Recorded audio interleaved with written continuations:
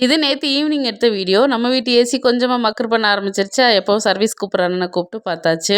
இன்னைக்கு night special வந்து சப்பாத்தி போட்டு அப்படியே உருளைக்கிழங்கு கிரேவி மாரி வச்சுக்கலான்னு எல்லாம் ரெடி பண்ணிட்டு இருந்தேன். சரி குட்டி ஸ்டோரிய கன்டினியூ பண்ணுவோமா? எல்லாரும் மறக்காம ஸ்டோரி எப்படி இருக்குன்னு சொல்லிட்டு ஹாய் சொல்லிடணும். சரியா? அதுக்கு அடுத்த மாசமே ஒரு பொருள் இனியாப்பா வாங்கி குடுத்தாருன்னு சொன்னேன்ல, அது என்னன்னா சோஃபா தான்.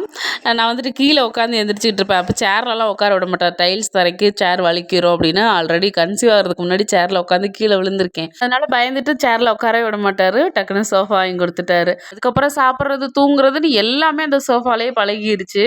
இனியாப்பா வேலைக்கு போயிட்டு வரும்போதெல்லாம் கால் பண்ணி என்ன வேணும்? எதனா சாப்பிடுற மாரி இருக்கா? எதனா ஆசையா இருக்கா? வாங்கிட்டு வரேன் அப்படிலாம் சொல்லி கேட்டுட்டே இருப்பாரு. பத்தாததுக்கு வீட்லயே செஞ்சு குடுத்துட்டே இருப்பாரு.